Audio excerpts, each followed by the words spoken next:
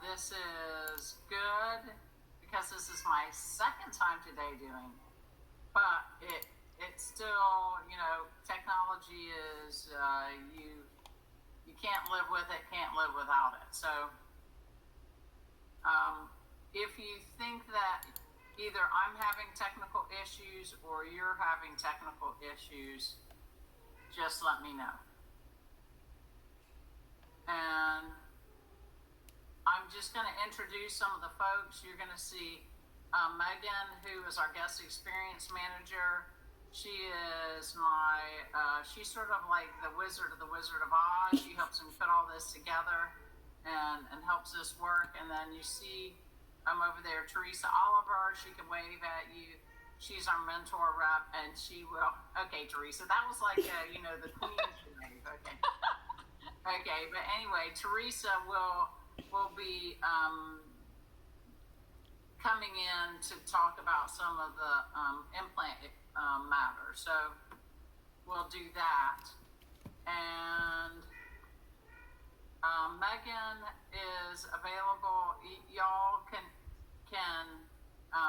type in the chat section whatever questions you may have, and then we'll answer those as we go along. And then there'll be an opportunity to ask questions if you want to ask them out loud at the end. Okay. Hey, Peggy. Okay, so Megan, do you want to go ahead and start? Yeah, so I just want to say hi to everybody and thank you for taking the time to get on. So I have everybody muted, but if you go to the bottom of your screen, a little white bar will pop up, and in that is a microphone. You would have to push that to unmute yourself so that you can be heard. Also, right next to it is what looks like a camera. If you don't want to be seen, then you can push that camera and then it would just be your initial. If you want to stay seen, you can, but just giving you the option. Yes, if you stay seen and your cat comes into view, we are all going to see your cat. Of course, that goes for your dog or your pet parakeet too. So Yes. And then now in the upper right-hand corner, there's a bubble that looks like a chat screen. If you click on that and type in your questions throughout the presentation, I can make sure that Dr. Bowen answers your questions and covers any topics that you're interested. We will have time at the end for questions. So you don't have to send them through the chat feature if you don't want to. We just found in the earlier session it was a little bit easier to have them come through that way. All right, Dr. Bowen, I'll turn it over to you. Okay, well, thank you so much, Megan. We are going to go ahead and start our presentation. And I just want to welcome everybody. We appreciate your willingness to kind of bear with us as we kind of learn how to navigate this technology in a smooth manner. Okay, now, Megan, I am just going to say, it says that I'm presenting, but I cannot see the slideshow.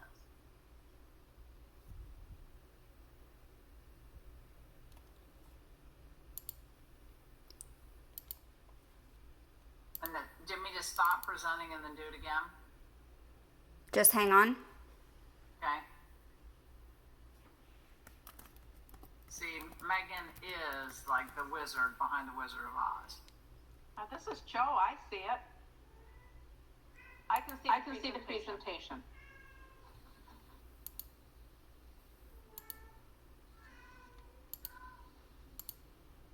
Oh, okay. Thank you. Now, oh my goodness, if this thing will.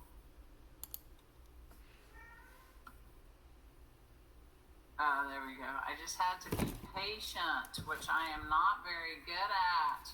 Okay, well, very good. Well, welcome everybody to our virtual event.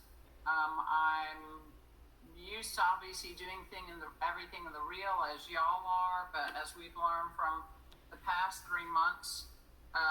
It's a lot of things are going to virtual. The one thing that will not go to virtual is surgery. Both you and I have to be in the room for that to happen. Just want to set that one up right there. Okay, well, anyway, but welcome back to A Better You. Why A Better You and why welcome back? Because a lot of us have been hedgehogs in a little hedgehog hole. We're sort of poking our nose out. And as we come out, we found out that while we've been socially distancing from others, we haven't been as socially distanced from our snack foods. And so as a result, we are entering into like late spring, early summer, and this is the time when it's good for all of us to be out, to be getting our vitamin D.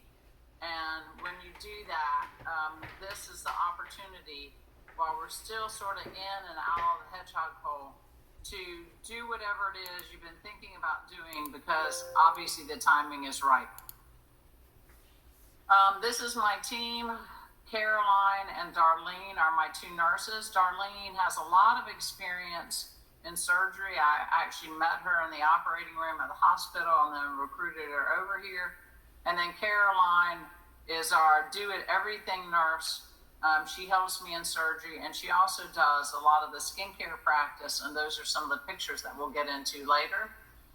We are a small team, but we take care of each person individually. We do have a certified surgery center here in this office, which then allows us to give very personalized, individualized attention as opposed to the hospital. And obviously, in that setting, you're pretty much the only one here while you're here. We feel that that is a very safe way not to be sharing germs. Today, we're going to be talking about several topics. It's basically, a more beautiful body. So we're going to talk about breast augmentation, breast lift, tummy tuck, liposuction, and then some of the other non-surgical things that we do in association with those surgeries to get you the best result possible. As Megan said, you can type in chat questions as you need to. There'll also be an opportunity at the end to do some question and answer.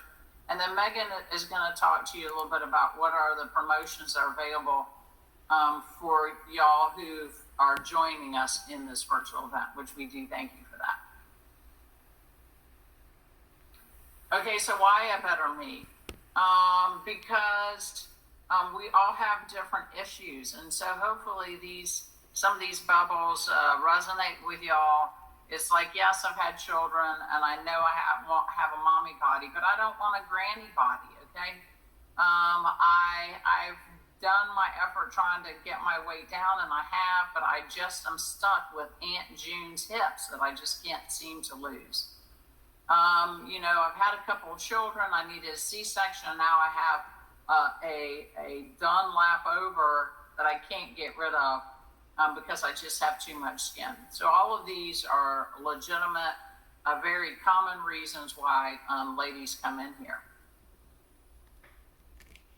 A little bit about breast augmentation.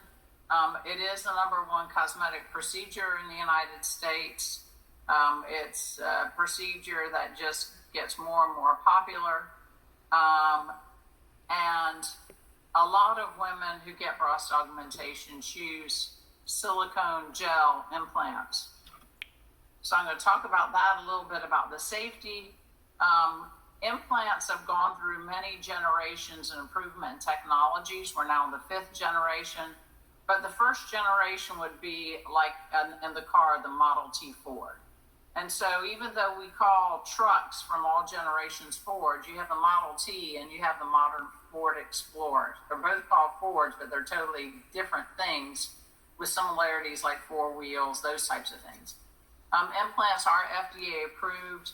I think I overheard Teresa saying the earliest one, so sorry to steal your thunder, Teresa, that these are the most studied devices on the market. And pretty much the studies have shown no connection to autoimmune disease. The technology has improved over the past 30 years, and we're now in our 5th generation in which they're extra implants. And you can see the difference. That is a gel implant that's been cut in half.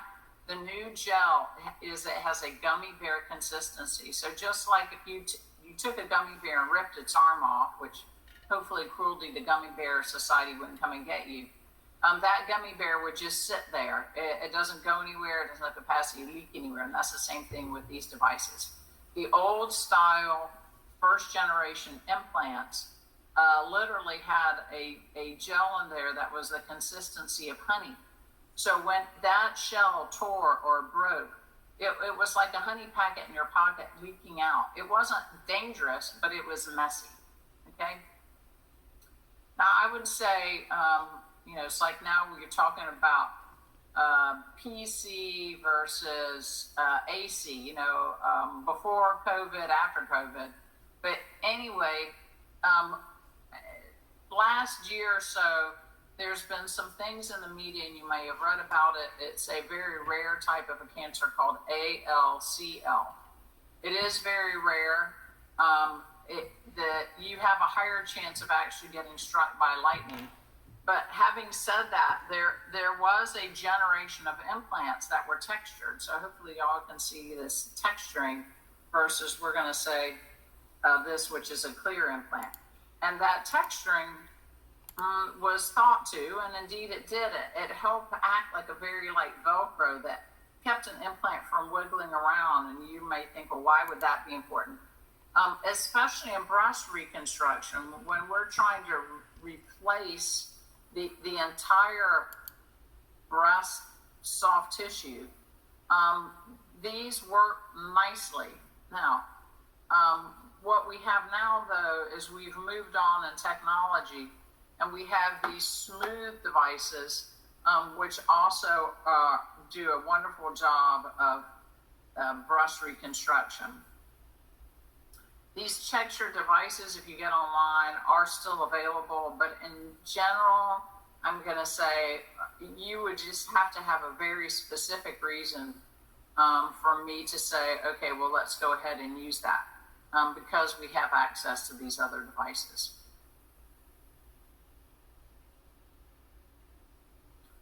Now, Teresa, I'm going to give you a chance to take your mute off. And then Teresa's going to talk to us a little bit about the breast implant warranties.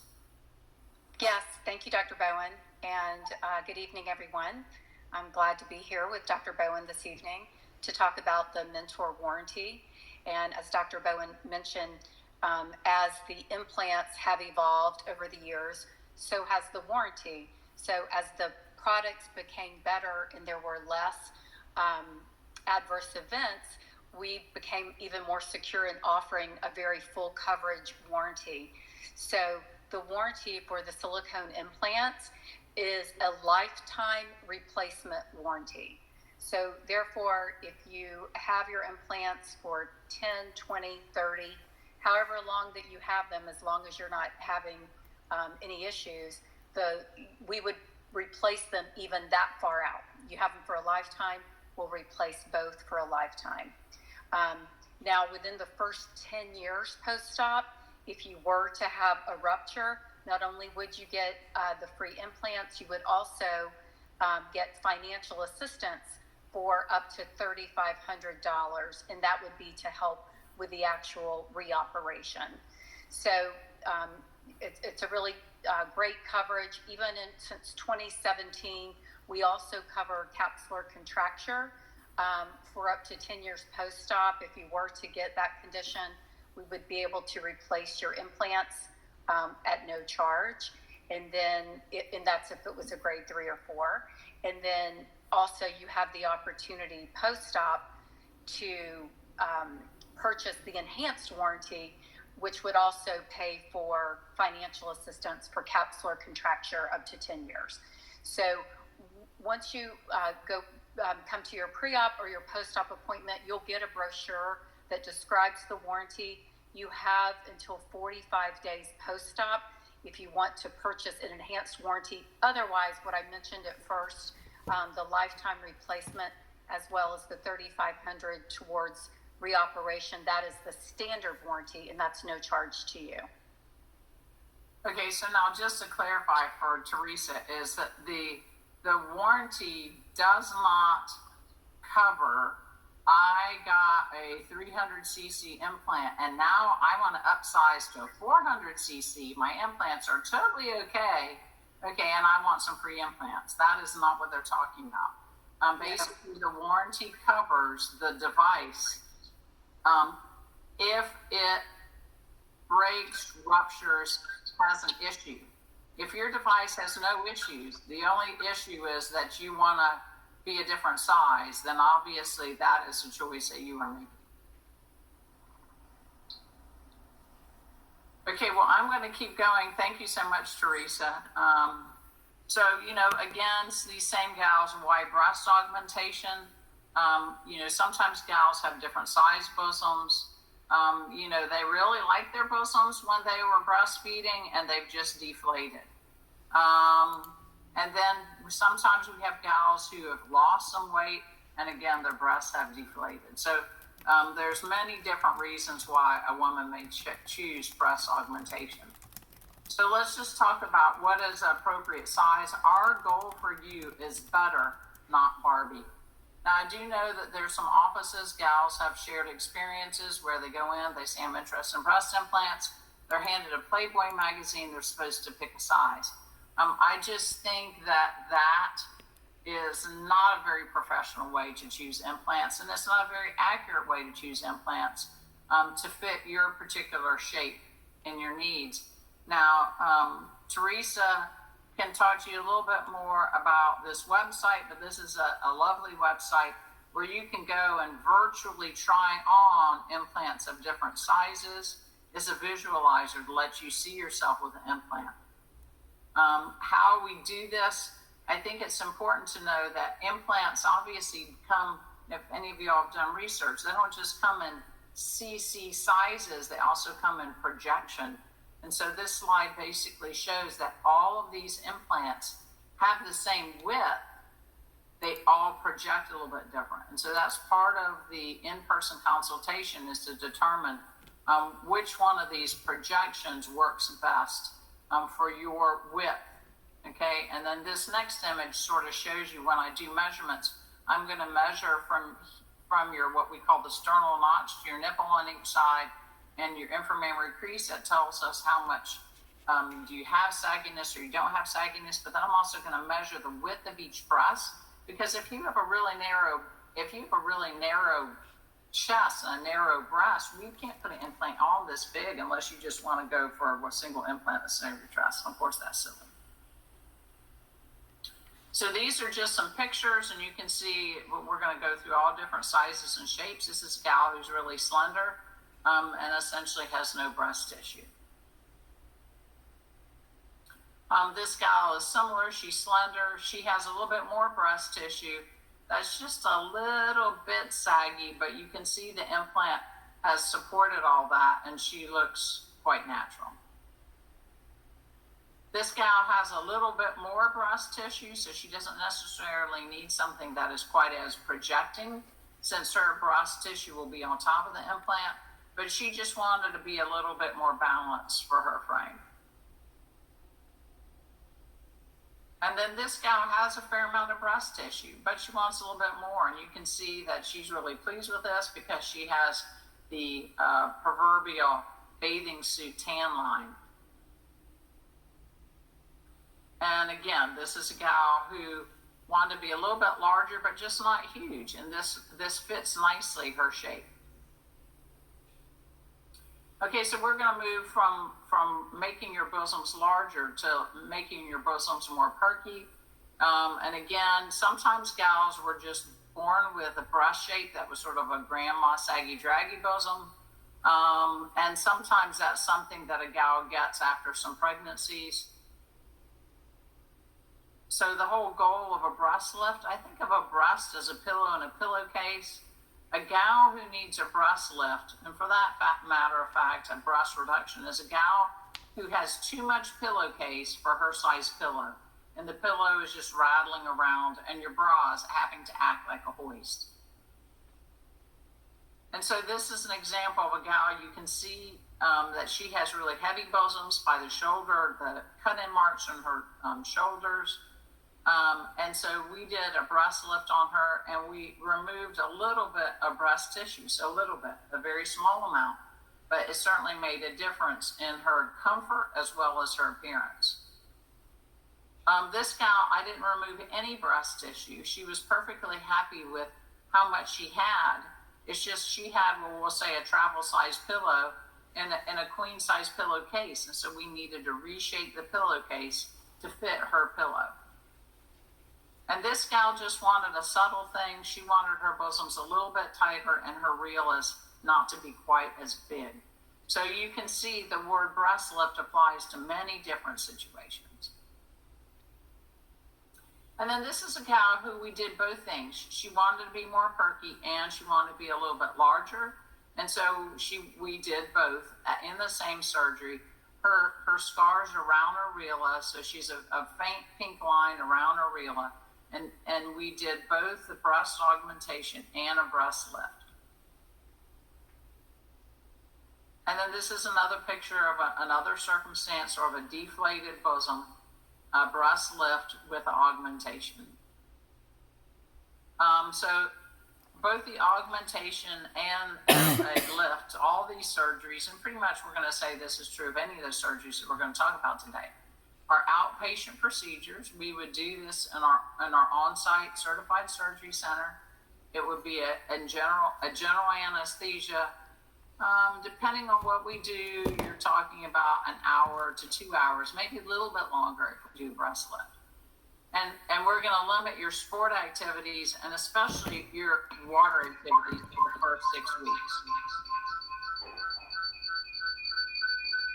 And Megan, you have like a major echo if you can fix that.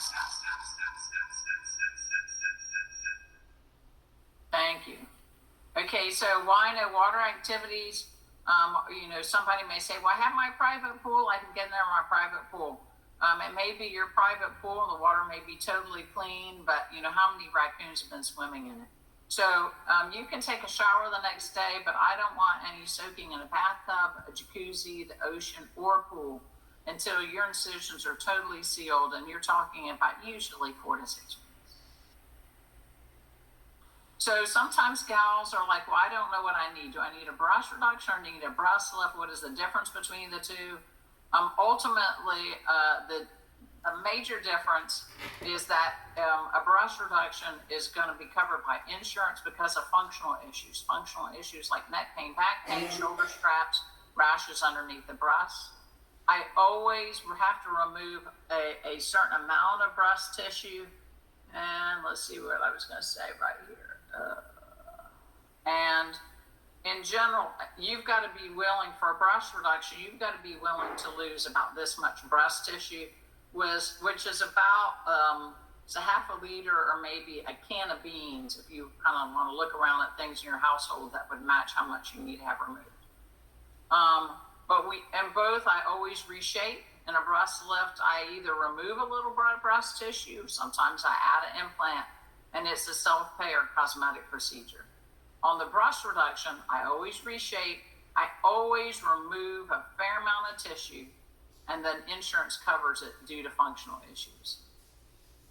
And if any of y'all have questions about that, certainly type them in. You can ask them on the back end.